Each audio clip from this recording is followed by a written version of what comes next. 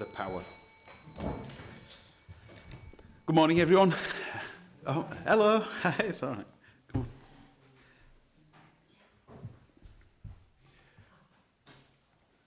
So, welcome to this morning's Programme and Resources Committee meeting. I'm chairing in Janet's absence, so for the benefit of the video and the recording, my name's Charles Greaves, and I'm the Deputy Chair of the Programme and Resources Committee.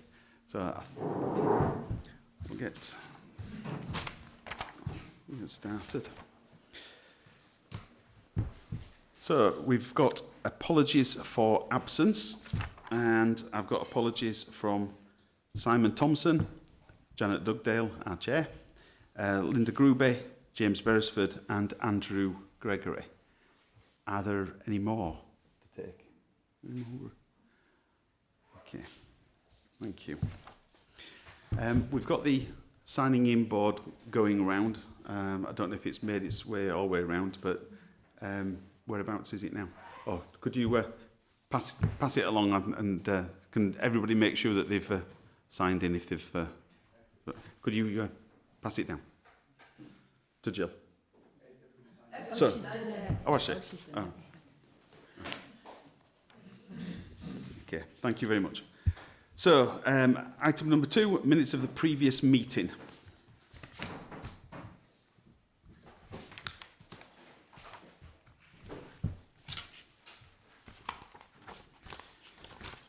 Are there any errors or issues on that need to be raised?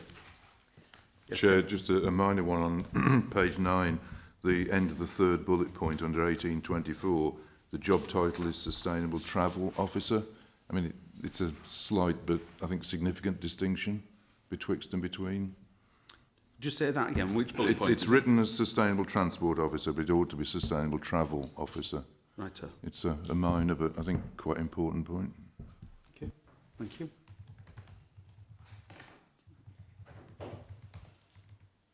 Okay. If everybody else is happy, can I have somebody to propose accepting the minutes? Thank you. That's Andy Nash. Can I have a seconder? Ken Smith. Thank you. Oh, so of course, yeah. And can we have a vote on accepting those minutes, please? Lovely. Thank you.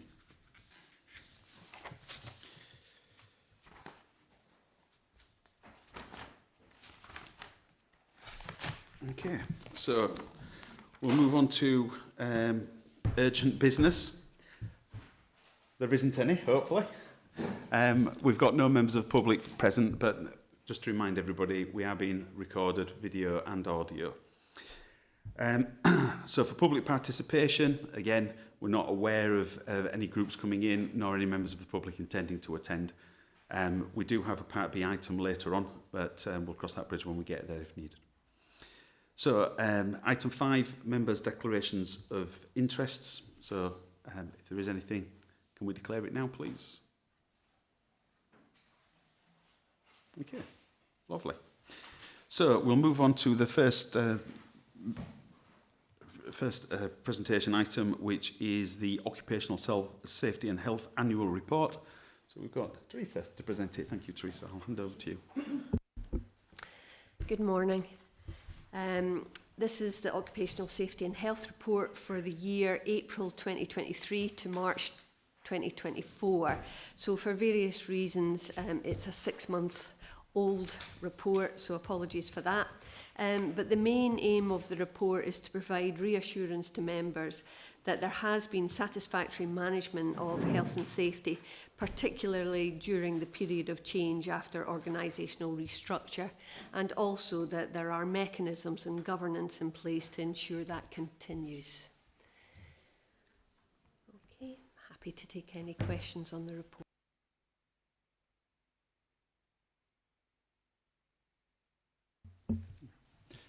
I'll start with Andy. Thank you. Thanks.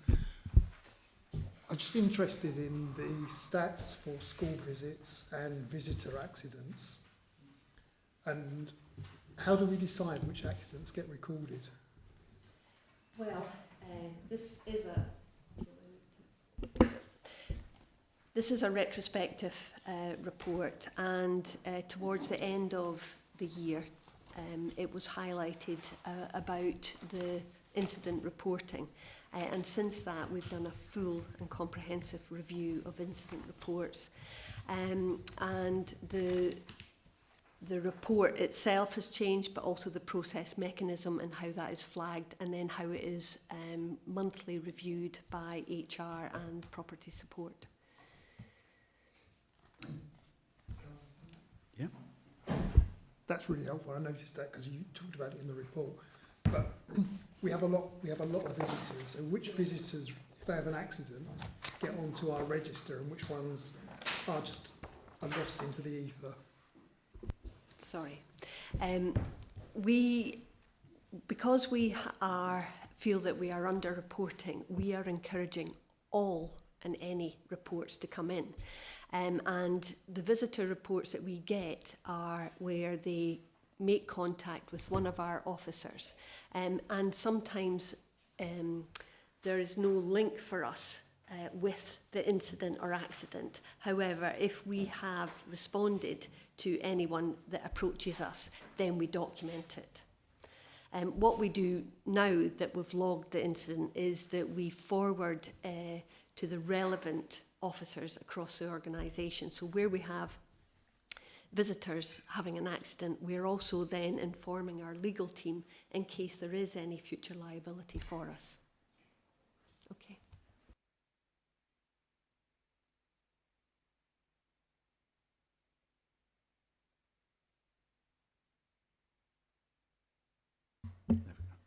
It's all right. I was waiting for it to come back on. I won't turn it off in the future. Yeah.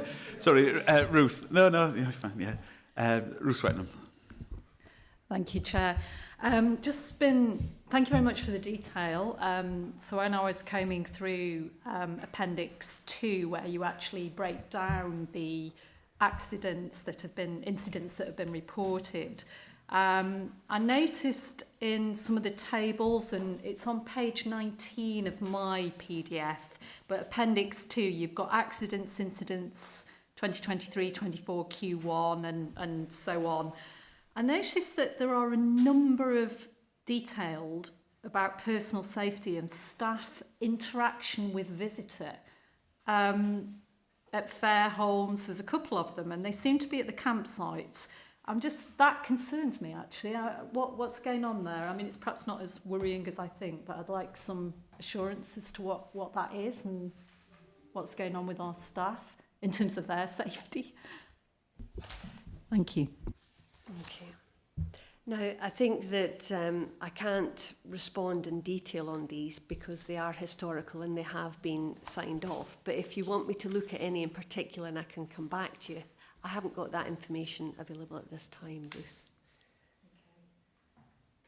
I think I would just like to check that. We do have board responsibility for this, so it's just those ones involving this, I'm looking at it from our staff's point of view, and, what have we learnt from that? What's going on? I can imagine some of the things that might happen, and that's almost worse than knowing what the detail is, isn't it? So, and for future, if we have something like that in the reporting that does impact on our staff, I think I'd like to just know what is that. That would be useful. Thank you. Thanks. I don't know if anybody else wants to comment. If it's all right, could you share that with the whole committee, if you would do?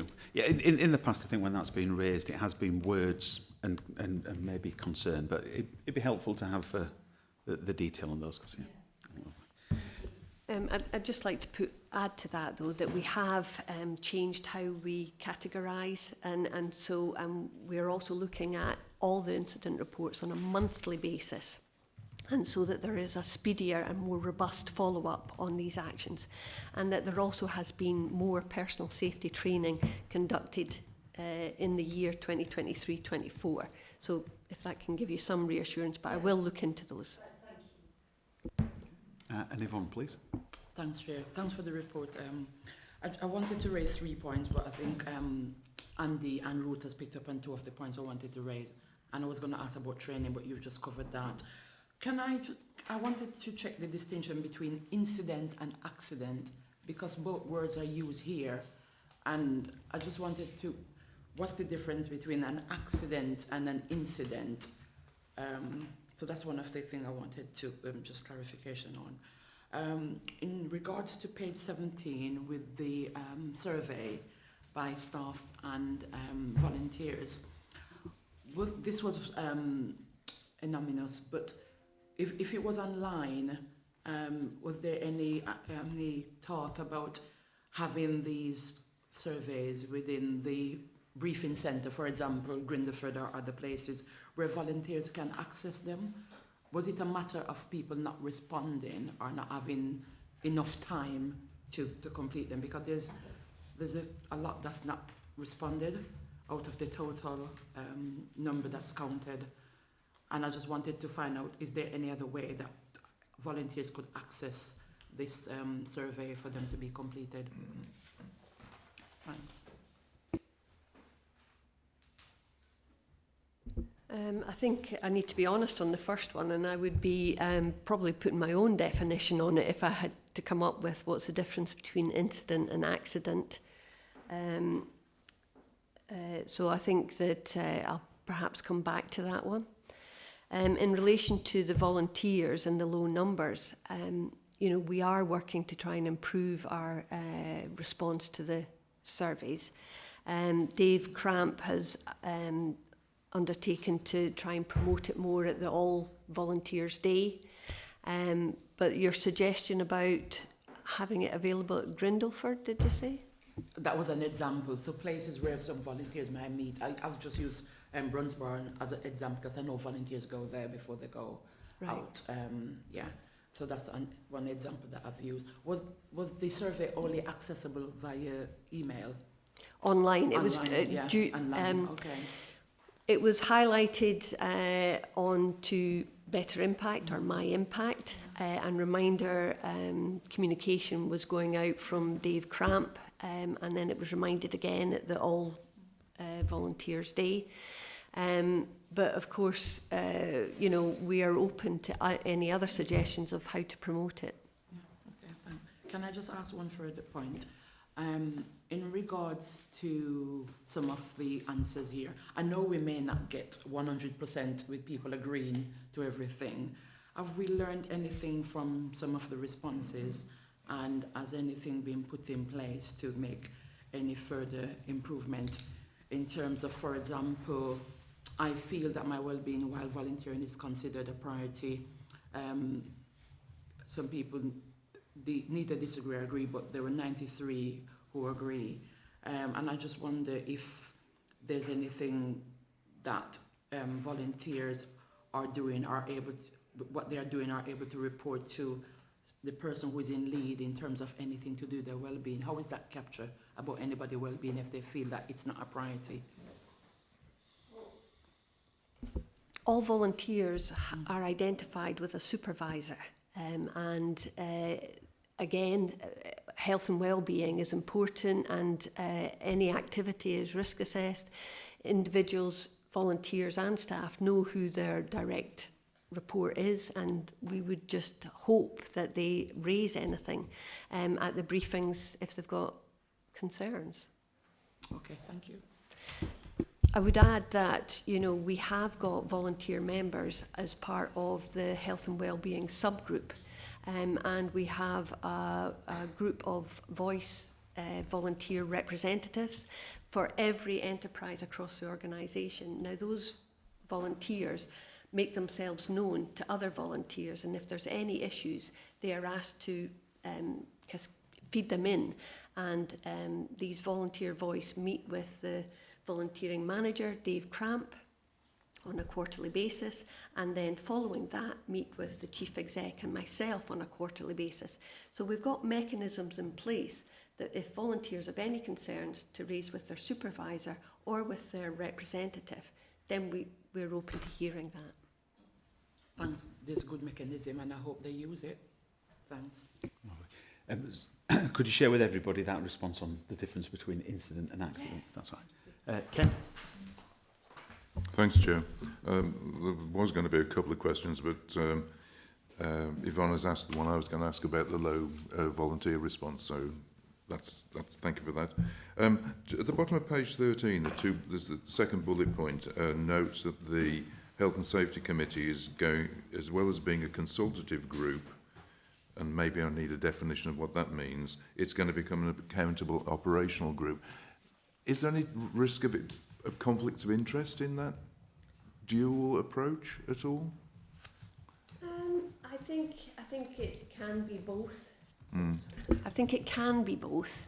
It has Unison and staff committee reps attending, and also what we are moving to is having our safety reps being more proactive. So those who attend also take responsibility for reviewing and updating our generic risk assessments. And actually that approach has been welcomed, you know, that by having ownership of it, they seem to be more involved, and rather than leaving it to what was our in-house health and safety officer, by taking ownership of these, then they're getting more involved, and I think they're getting more out of it. So I think we've got the balance right. Okay, thank you. Just a minor comment otherwise. Inevitably, lots of reports have acronyms, and this appendix has explanation of what they all mean, except as far as I can see, the page 16, the bit about toward the middle of the page, the upper part, coughs and colds, and then other, it includes illnesses such as chronic fatigue syndrome and UTIs. What's a UTI? Urinary tract infection. Thank you very much. No. It's I can perhaps understand why it wasn't explained, but it leads to the question which needs explanation. So it's just the way it goes. Thank you. Thanks, Ken. Do we have any more questions? Okay. So I think one of the points that's worth making is that we're really trying to encourage reporting, and I think there's that awareness that there's significant underreporting in parts. Hopefully, the reporting that's not taking place is towards the minor end of the scale, but fingers crossed, next time we might see a big increase in reported numbers. So we just need to bear in mind that the increase could be not a case of increase in actual issues, but an improvement in reporting. On that note, then we'll just move towards the recommendations, if everyone's ready. So, recommendation 1 is the Occupational Safety and Health Annual Report 23 to 24 is noted. Can I have a proposer for that? So we'll take Ruth Swetnam, and Andy, happy to second that? Okay, can we take a vote? Everyone to note that report? Lovely. The second recommendation is that the health, safety and wellbeing objectives for 24-25 are approved. Can I have a proposer? Ken, thank you. Can I have a seconder? Ken again. Sorry. Ken Rutledge. And can we now move to the vote on that, please? Lovely. All in favour. Thank you very much. Thank you, Teresa.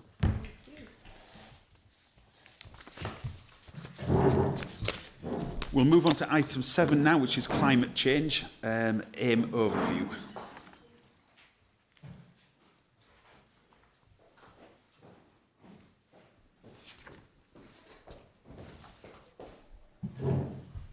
Thanks, Simon. Are you going to do a bit of an intro for us? Intro, Chair, first. Lovely, thank you. Morning, everybody.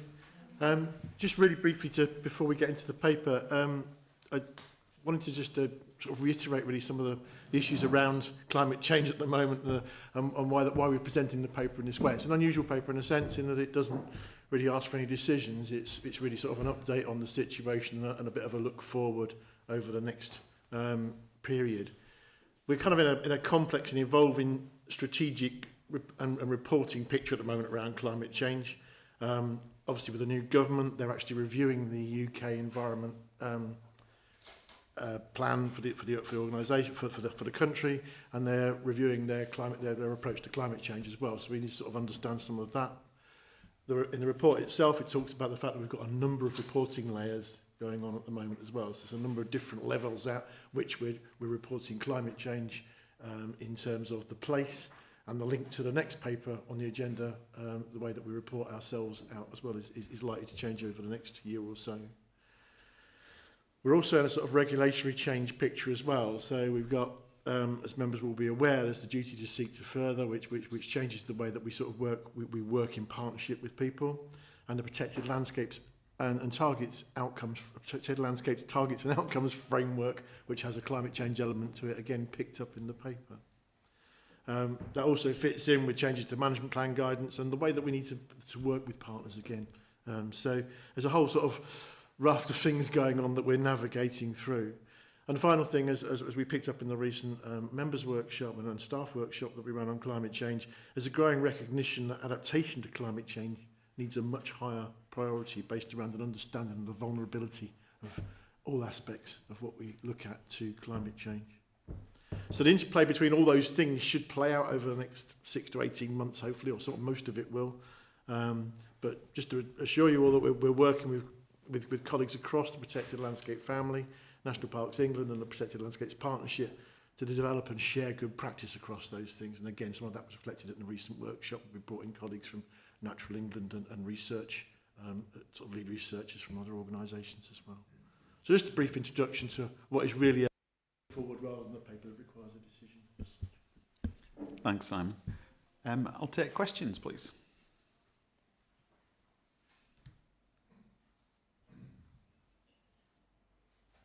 Okay, well, I'll start with myself then. I thought the adaptation workshop was really helpful. I found it quite thought-provoking for me, and in that it was perhaps an area of climate change impact that I'd not really fully considered. So I thought the workshop was great. What's the follow-up for members to that, please? So the follow-up will be, as we say in the paper, I'm hoping to get a report out towards the end of September on both the workshops and what we did during those workshops and what the next steps will be. So what we're anticipating is coming back to staff and members with a general picture of that. The approach we're looking at, which we the RAD scheme, if members were there, which is looking at climate change in terms of those elements of climate change where we can reduce impacts, those elements of climate change impact where we need to accept the impacts, and those elements of the impacts of climate change where we're going to choose with our partners to try and direct our response to climate change. So a rather more proactive approach to how we address climate change. So we'll set that out in the report that will come out towards the end of September, and then bring that back for discussion at a future time with members and with partners, because we've got to bring partners along with that discussion as well as part of the management plan process. Lovely. Thank you. Members, Ken. Thank you, Chair, and thanks, Simon. It was a useful overview, summary of where we are and where we might be. Just a couple of points on the targets and outcomes framework and the target 8 for increasing tree canopy and woodland cover. Will that be taking into account things like the losses that have occurred through ash dieback, and which could increase the ask and the task, the difficulty of achieving those kinds of targets? I'm concerned generally about things in that framework that we could be tasked with things that are completely out with our control or responsibility as well, but that's a separate issue perhaps. It is a separate issue, but without going too much down that. We have a targets and outcomes framework apportionment meeting on the 18th of this month, where some of those issues will come out. And one of the, I think you've hit the nail on the head with some of the concerns around the targets outcomes framework, not just that tree target, but target 1, which is quite a difficult one as well. And in the guidance, the background papers, there's the national intention is not to record loss and understand loss against the gains. So that fits in with the local data ask, which is one of our challenges. These national data sets don't really reflect what it looks like on the ground at the sort of scales we work at. We've through the management plan process, we're sort of opening those discussions with partners as well. So we need to really think about how we the place understand loss against the gains that we make, and that's not reflected in the national data sets at the moment. in that case, thank you for that response. In paragraph 314, when you're talking about scope 3 emissions, and you quite reasonably say that they were omitted initially because there was no clear methodology, yet we're going to be required to report. So is there now a clear methodology to enable us to do that? I'm gonna, that sort of fits into what with Matthew's paper, so I'm going to swerve that to a small extent. But I'm sure Matthew will go into that later. But unless you want to jump in now, Matt. But methodologies are evolving. We're looking at our own methodology in terms of scope 3 for our organisation. There is an indication that scope 3 is coming for the place as well, which is a whole level of other interest and difficulty, and we're just keeping an eye on that. We're part of the group discussing. I attend and I'm part of the group discussing and looking into this kind of stuff. But that may well be coming towards us as a place, as well as an organisation. So there are methodologies, accepted methodologies around how you do it for an organisation, which we can use. In terms of a protected landscape, let's wait and see what the ask might be. Okay, thank you, I think. You might want to repeat that question in a few moments. Well, yeah. Do we have any more? Any more questions? Ruth. Thank you. Yeah, thanks for that, Simon. Just to clarify, so we're saying that in 311, our disclosure report on the Race to Zero needs to be completed this month. You mentioned also that you were going to write up some report on the workshop thing. So the disclosure report, the kind of format of that, is that going to be in our kind of RAG rating kind of way that we've done it? Can you just flesh out a tiny bit more? I mean, yeah. Please don't, you'll present it to us, I'm sure, at some point. Fine. But yeah, be interesting to know what that's looking like. No, it's a good question. I actually just got the password for the platform this morning, as did Emily. The Race to Zero is an international initiative, and there is everybody reports through a website, so it's a standard reporting process. The report is only disclosed publicly if you score very highly. If you don't score very highly, then you get a report back helping you to sort of focus on those areas. So it's not designed to kind of point out who's bad. It's designed to sort of help people get towards, I think it's an A rating or whatever, to help to get towards those sorts of levels. So all protected landscapes are at a slightly different stage on it.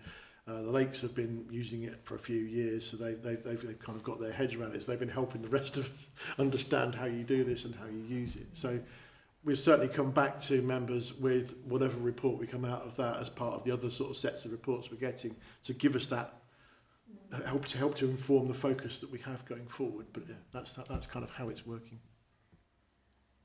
Okay, thank you. That's really helpful. I mean, I think we shouldn't be afraid of being really. I mean, we obviously will be really honest about it. But the scope of the challenge. I mean, this is a useful lever for the Protected Landscapes family to talk to the UK government about, the challenge of actually doing this practically in a landscape where, exactly as Ken said about, it's an account, isn't it, of some of these things. Some things are going down while we're trying to get other things up. So I think it's something that we could use, not in a negative way, to say, look, these are the real practical challenges. So I really, I'm really happy to see that it's kind of been taken seriously, because there's no point signing up to these things, is there, unless we really want to affect some change. So yeah, that's great. Thank you very much. That's really helpful.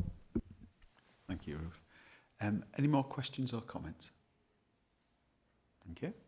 So we'll move on to the recommendations. I think for this we'll take them both together, if everyone's okay with that. So the recommendations are that this progress report in delivering to the National Park Management Plan and Authority Plan climate change aims and targets be noted. That the development work to assist the authority in meeting net zero, climate change reporting and developing the approach to climate change adaptation for the authority and National Park be noted.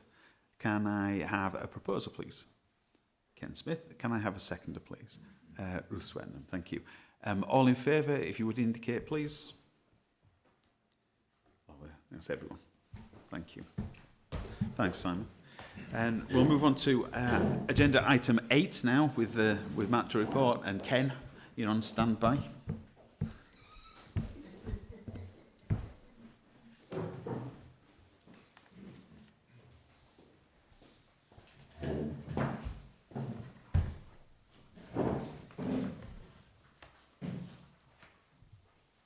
Over to you, Matt. Okay, so just very quickly, just to ensure everyone's understanding is correct, this report is about our operational emissions as an organisation. Obviously, what Simon's talked about is the overall picture of the national park. So this is a report we bring to PNR annually to give you an update on progress towards reaching net zero as an organisation. Leave it open for questions. Ken, I think you had a question regarding the Scope 3, was it?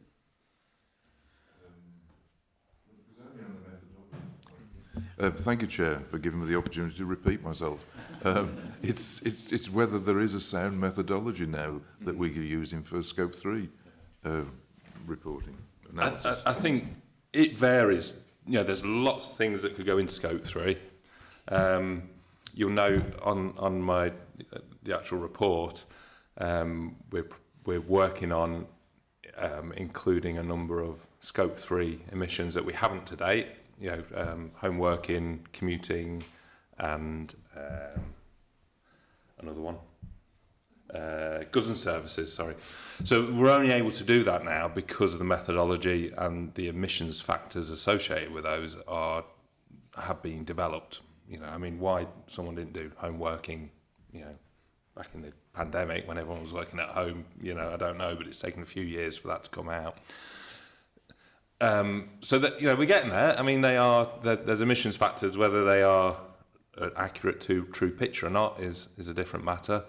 I think the big thing for us as in terms of our operational emissions, but also as for the whole national park, is the land-based emissions, and that's something that's changing very often as new studies come out and new calculations in terms of the emissions associated with different land uses. I think that is, we've got a model that EQM have developed for us that's a really good model, and does this in a lot more detail than many that are available. But it is still just it's a figure that's a representative figure. It's not an accurate figure in terms of what our emissions are. So I think that it will progress as time goes on, and we'll probably get more and more accurate Scope 3 emissions as time goes on. Thank you, Matt. If I could ask another question without being prompted by the Chair, it was just to welcome the Appendix 1, the report and the rest of it. And I suppose one concern is that the Scope 1 reductions are progressing. Scope 2 have made significant leaps and bounds, and we can understand why. Are we in, Scope 3 is reducing as recorded. Are we in a position where we have, let's say, taken the low-hanging fruit, and it's now going to get that much more difficult, particularly with Scope 1, given what comprises Scope 1? It's just to get a handle on, what our expectations might be for the next few years? Yes, I think we've certainly done all the low-hanging fruit. I think any more significant improvements on some of the kind of hard to hit emission sources will be expensive to address. I think to counter that a bit though, we were also benefiting from advances in technology, with vehicles and the overall mix of the energy mix and the emissions from that. So I think we'll continue to progress. And I think also it's so central now to everything we do that it's not about when I first started working here, it was about coming and making business cases to try and get investment to do renewables and things. Now we just do renewables when we refurb a place on Warslow or something. So, you know, it's very much ingrained. But yeah, I think emissions will get harder and harder to reduce, you know. I suppose where I'm coming from is that our expectation as members, as the board, the authority, is that, you know, these things will become more difficult. These things could become more expensive. We have to face up to the fact that achieving net zero has a cost. But as you say, things like technological improvements, we hope will help mitigate some of those expenses. Okay, the only other comment I would make is just that, just for clarity, that at the top of your report, the first line says it's environmental performance data for the 21-22 financial year, yet the report is all about 23-24. Sorry, that a typo? Sorry, Charles had pointed that out as well. Sorry, I got the wrong. No. Yeah, no, that should say 23. That's okay. I just can't help myself, as colleagues know. But I just wanted clarity on that. Thank you. I have a reputation to maintain. We'd all spotted it. We were just leaving it for you, Ken. That was all. Andy. Thanks. Ma'am, thinking about the Scope 2 emissions, and most of our savings have come from the fact we use 100% renewable energy. How confident are we that we are actually getting 100% renewable energy? Good question. I mean, for a number of years, we bought renewable energy, you know, a renewable energy tariff, but we didn't actually count that as zero carbon. We actually used the standard energy mix across the country because, you know, there's an argument that buying renewable energy doesn't actually result directly in more renewable energy being generated. We changed that to basically reflect the guidance, you know, to stay in line. Everything we've done has been in line with the carbon reporting guidance. So when that was updated, we went down the route of considering it all to be zero emissions. I'm not sure I answered your question there, but and for instance, you know, we report annually to DEFRA on this same set of data. They don't consider that to be zero. They use the energy, the national energy mix emissions. It's one we could debate. At the time when we redid our carbon management plan, you know, that was the approach that was approved. I was just concerned that because we've got 100%, does that stop us doing other activities that will reduce consumption on those sites? So will we put solar arrays in? Will we put better insulation in? Because most of the savings were on the operational and visitor centres, I think. I'd like to think it won't stop us doing things because often the financial case is still there to do that.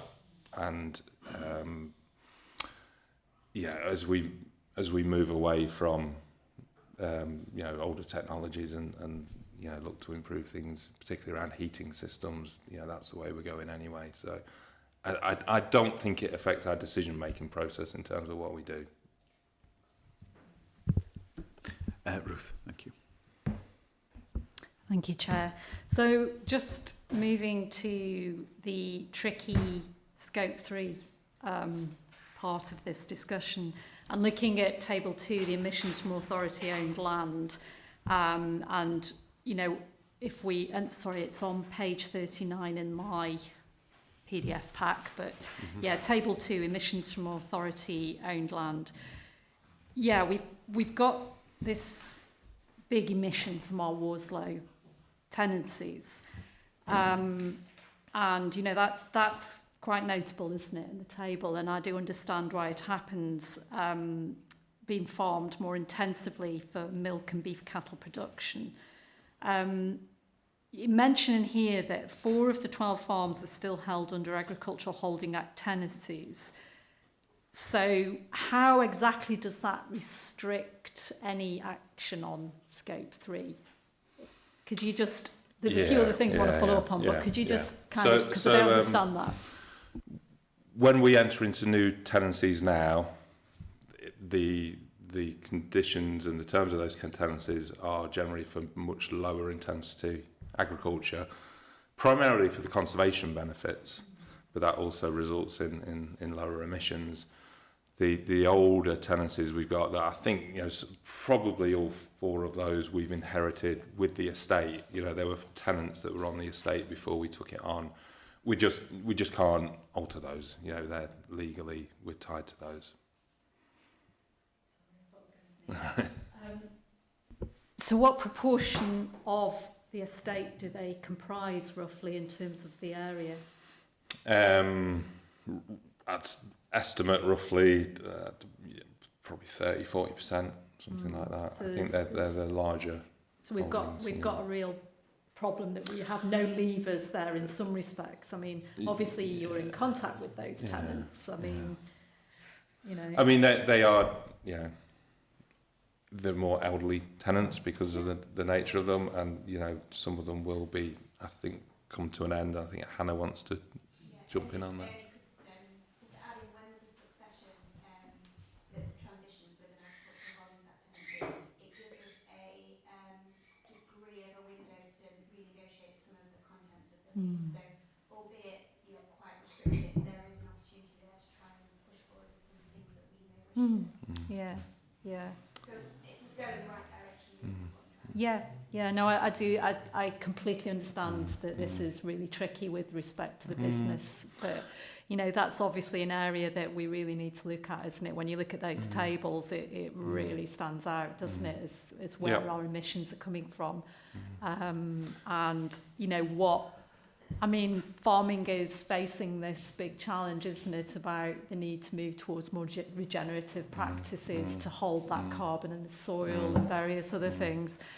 I mean, you know, obviously I'm very supportive of what you're trying to do there, and that's reassuring to know that we do have these moments when we can get in there. But And I think, you know, it's important to, you know, just getting this information together was quite an achievement, and without that understanding of the land-based emissions, with that understanding, you know, this can be kind of integrated into our decision making now, because, you know, I think we need to consider the carbon emissions on a kind of equal footing with the conservation the conservation objectives and how we're managing that. So, you know, just having this information will allow us to kind of build that into the decisions we take around how we manage the land, if that makes sense. So, you know, we're not at a stage where we've got a clear plan to get that down to 0, but it can be integrated into those decision making. yeah, and kind of just say, you know, getting the data together so we know what our baseline is very, very important, isn't it? Because we can see that now. We can see where the action needs to happen. We can see how, you know, okay, we may be restoring peat over one side of the peat district and then emitting it like crazy from farmland elsewhere. You know, it's really it's really important to have it laid out. So thank you for getting it together, and you know, hopefully we can obviously move forward and make some progress over the next 20 years, if not earlier. Thank you. Can I just pick up on one aspect of that? So Hannah had commented that you know, when those tenancies are given up and we issue a more modern tenancy arrangement, that that's likely to see a transformation in that style of farming.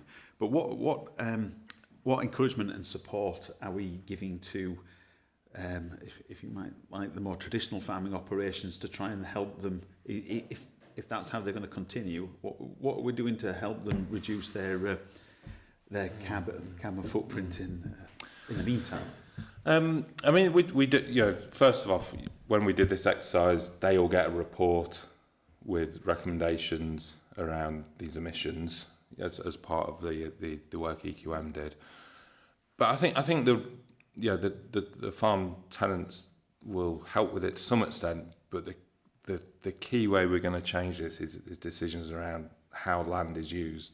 So which areas we're planting trees on, which areas we're leaving as meadow, you know, and which areas can be grazed more intensively, and what type of grazing is going on, you know. So I think, I mean, Hannah might have something to feed into this, but I think a lot of the tools that are needed to reduce these emissions, you know, sit with us, you know, that we can kind of dictate that in a way, you know. If you want to, could you come to a mic? Yeah, yeah. I was just going to add, it's very much about looking at the... Can you come to a mic? Sorry. Sorry. Yeah, I think it's very much looking, I think if you recall back to the carbon workshop that we had a few months ago, looking at the authority park as a mosaic. You're not going to have, you know, a zero line across all the different land types and occupations of those land. It's of that land. It's really looking at where you've got a spike in emissions, reducing it as far as you're able to, and that's absolutely right that a lot of that sits with us, but our farming stakeholders are also seeing supply chain led premiums if they can showcase that they are seeking ways in which they manage their farming systems that reduce carbon emissions. So there is a degree of opportunity for them there, but it's really rationalising the spikes with where we can sequester other elements of emissions, so that you're viewing the park as a whole, because you're never going to do it in isolation of each land type and land occupation. Thank you. Jill. Yes, thank you, Chairman.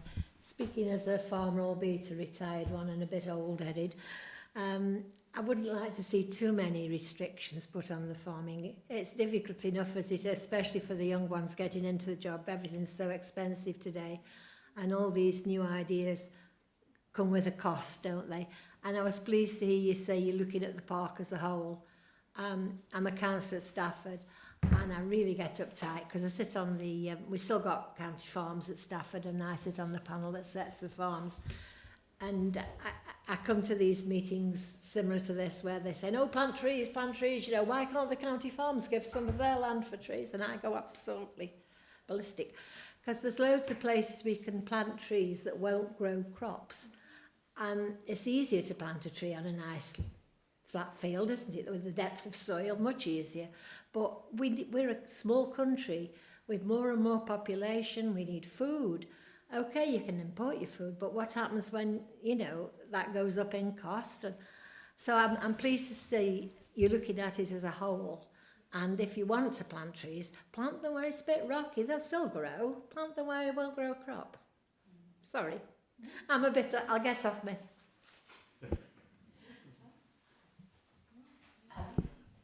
Thank you. Do we have any more questions or comments? Ruth. Thank you. Yeah, I mean, I do, you know, like to give you my support on that. You know, these are businesses, and you know, we obviously recognise that. Yeah, I do have a question, just a point of clarification for terminology for us not in the estate world. Can you just explain what's in hand? What does Worslow in hand mean? Because again, that is. It's not storing carbon, is it? What's the difference between the tenancies and the Worslow in hand? So the in hand, the tenancies are let to farmers on a long term basis. Yeah, and they get that area of land.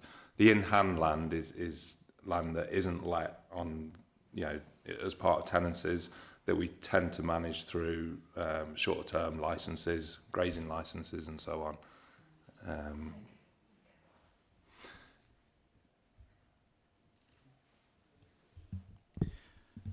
Thanks.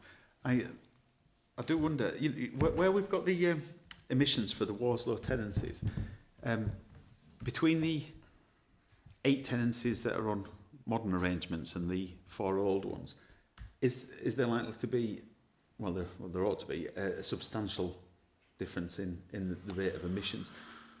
Would it be worth, when we do this the next time, to split them off? Because it might just help us to see the distinction, if you like, between, I don't know what the right words are, but you know, the newer, the less intensive approach versus the, I'd said traditional, but I suppose the more post-war farming it is. But, yes, I think we can either do that next year. I think we are just waiting on the final report from EQM that will provide that type of analysis as well. So whether we bring that to committee or, you know, share it with members, that will be made available. Lovely. And Jill, one of the things that you know, from just being on the authority, there's aspects of the climate work that I've found really interesting. The one for me was, I always get it the wrong way around, but right tree, right place, right reason. And I think there is that danger of enthusiastically banging trees left, right and centre.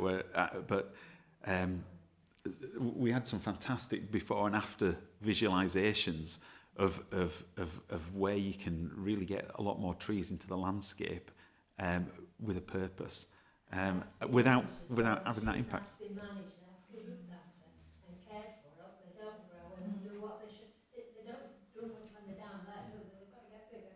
Yeah, quite right. Just one other thing, Matt. That we've got our target to get to 0 by 2050. Correct me if I'm mistaken with this, but that the Race to Zero has interim targets. So are we going to have interim targets as well? We will through the Race to Zero. We haven't set interim targets in the carbon management plan. Primarily, we did that before, and it kind of focuses on how much you can reduce. Whereas we wanted to kind of shift this a little bit to see, what's left, what have we still got to do, and yeah, so that's the kind of the approach we took with this carbon management plan. But I think, like you say, that with the Race to Zero, that will overlap or be overlaid on top of this, really. Ken? Just going back to the issue of trees, I mean, it's a massive thing, and just as a minor thing in my ward in a very, very urban environment, the Christmas tree, we're going to try and get a permanent Christmas tree rather than keep chopping them down. But one question I have, historically, was some of the higher land in the Peak District covered by woods? Was it not back to sort of medieval times with the woods not cut down? I mean, I'm not suggesting that we're going to start building up on the high areas if there were, but I don't know the answer to that. I mean, it's obviously trees can't maybe survive beyond a certain height. I mean, it's an interesting point, that, because I don't totally know the answer to that. I think there was more woodland in the past, but it's an illustration that the higher land at the minute, the moorland is quite high value in terms of conservation value. There may be other land uses that would have lower or be better in terms of carbon emissions. So again, it's about integrating this kind of information into our decision making in terms of, we might sacrifice some hay meadows to reduce the carbon emissions, for instance. And I think we need to kind of have a little bit of a shift in the weighting of conservation versus carbon if we're going to achieve the carbon targets. If that makes sense. Phil? Yeah, I just want to raise a point really for the team here, and I realise I'm doing this in public and haven't raised it before, but it strikes me that there are land-based emissions that we can't do anything about, and partly we don't want to because we want to grow food. So can we not offset those with more solar, for example, on our own buildings? Now, you say you make a business case every time, and each individual case will stack up, but can we not make a broader case for offsetting emissions elsewhere? Because we see farmers putting solar, we've got farmers who own land who put solar on sheds, so it must stack up for them or they wouldn't do it. And I look at a number of buildings that we own that, yes, we're putting heat pumps on, but we're not always putting solar on. And I'm not criticising for that, I'm just asking, should we not see the bigger context of that solar might not stack up on that property, but on a bigger business case of how we offset emissions we're stuck with in the park elsewhere? Could we not be doing more? Should not every roof that the authority owns have a solar panel on it, I ask. Now, that might then put us into the territory of planning committee and so on and policy, but we need to be asking that, surely. I agree, and I think there are opportunities on our buildings. We are looking at agricultural buildings for solar panels. I think again it's a similar thing to the conservation kind of balance. There may be some impacts on cultural heritage, for instance. That are we prepared to where do we sit with that? What is the most important to us. Simon, yeah, if you want to switch on. Yeah, just, again, Phil, just to have the conversation in public, as you like, but at the workshop we discussed the concepts of adaptive release around cultural heritage features, and so that strays into that territory a bit. So do we reinterpret how we look after some of our cultural heritage assets, our built assets, to favour climate change mitigation or climate change adaptation? So it fits into that work that we started at the workshop, that kind of discussion. And also, as Matt's alluded to, that the nature of the impact on our bottom line as well is there are different bottom line decisions to be made if you start to balance climate change adaptation and mitigation within your decision making process. One of the things I've noticed is more inset solar panels rather than mounted. And when I was up in Hawes during the summer, we saw quite a few of the buildings in the centre of Hawes had them. And I think that's probably a good example of that, that trading off that balance and the adaptive release, which is the roof-mounted ones will have a bit more visual impact, but when they're inset, they do look a bit smarter. Hopefully they'll still be looking smarter in 5 or 10 years' time, but it's one of those where you do wonder why every factory roof isn't covered with solar panels. Ken? Yeah, I mean, that's a very good point. I was going to say the same thing. You know, when you're not necessarily so much in the Peak District, we drive around the country, think of grade 1 agricultural land. You know, where that should be producing food, you know, it's really good arable land. Well, what about all the factory, all the buildings, things like that? Surely that'd be an ideal location. I'm not sure how that works. I mean, not that there's many factories in the Peak District. I think there are a few. You know, you think of, or on the edges of it. Well, I completely agree, but I think that's one for national government to get their heads around. But for me, that would be a way forward with it all. It certainly would. Do we have any more questions or comments? Andy? Yeah, of course.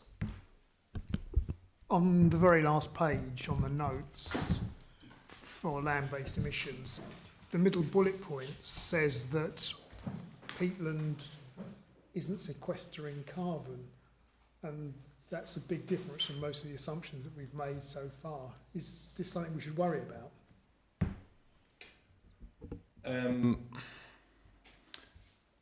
I think what that's talking about is the emissions factors that are used in this calculation. And again, that is something that's developing quite a lot, and we're trying to stick to using the kind of the agreed methodology. That's something that's changed. We've done this exercise for Warslow in the past. It's the first time we've done it for the whole estate, and that's something that's changed between doing it the first time for Warslow and this time.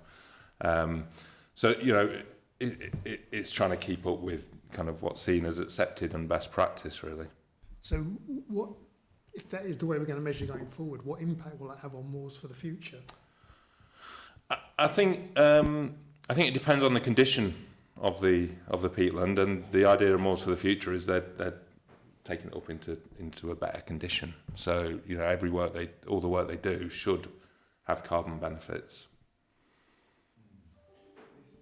Can I just pick up on that point that Andy's making, because it is, I mean, the alarming bit about that for me was that emitting carbon even following restoration.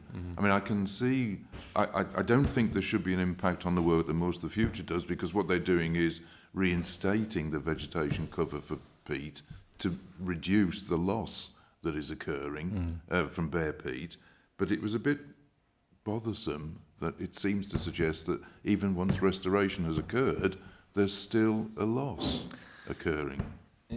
Yeah, and like I say, you know, this is not the real world. You know, these are figures, and they're the best figures we've got. You know, I think that will be something that will change again over time, I think.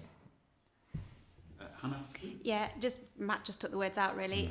They're national statistics as well. So our peatland may well be sequestering, but in the round, it still gives a visual or a statistic that actually peatland doesn't sequester So we need to look at it from our perspective, certainly.